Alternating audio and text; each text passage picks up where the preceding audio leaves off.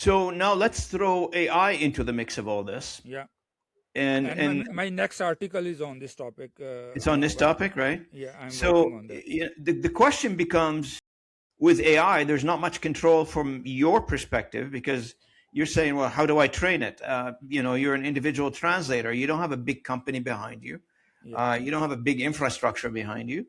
How does AI impact you individually as a translator in an emerging market? Yeah, I think industry is gonna go the AI path, but what I have been doing is I'm testing whether the current LLMs can be used. There have been some fine tuning in the, especially Llama is open source and people are experimenting with.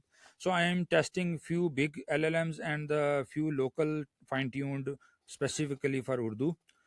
And my finding so far has been no, they will never be able to work for the UI interfaces translations because the very first problem is what they are training on, right? They are training these models on classical texts or written language, and written language doesn't work. It is very interactive language when it comes to the interfaces. So even the industry knows that every style guide, very first instruction in the style guide everywhere is that it is the we are supposed to follow the colloquial language, the spoken language, right?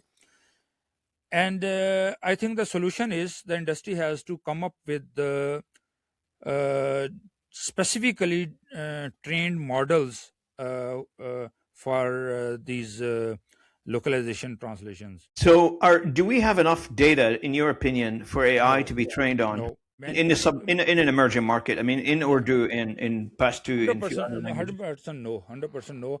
I'm pretty convinced that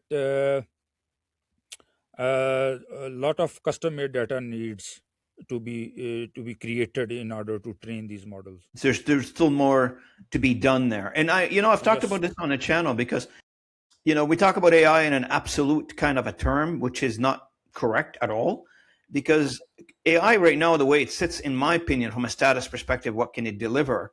yes, Uh, it sits at the top end of the where the where the data is more available. So in English, French, the Western languages, I think it will do better than the languages we don't have a lot of data on, or we don't have yes, enough data on. yes, Basically, what we're talking about right now in the emerging markets, yeah, and emerging markets are going to be struggling for a while for adopting AI, because either we bring the data from somewhere to train the AI models on, and it's not as simple as people may think, yeah, because bringing those AI the data to train a specific model, you can imagine there's millions of models that needs to be, because each one of them has to handle certain task, yes, certain subject, certain yes, function, and yes, each one of them will need to have its amount of data to yes, be efficient enough. So this is where the struggle in the emerging markets, when you try to introduce new technologies and technology from the box. If you open the box and go to AI and type something, of course it's going to give you something back. But trust me, read it first, give it to an expert first, let it review it first, because most likely it's wrong, 100%. yeah, yeah.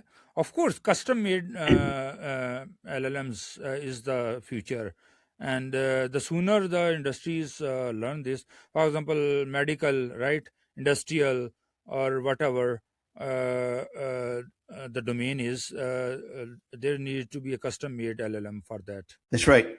That's right.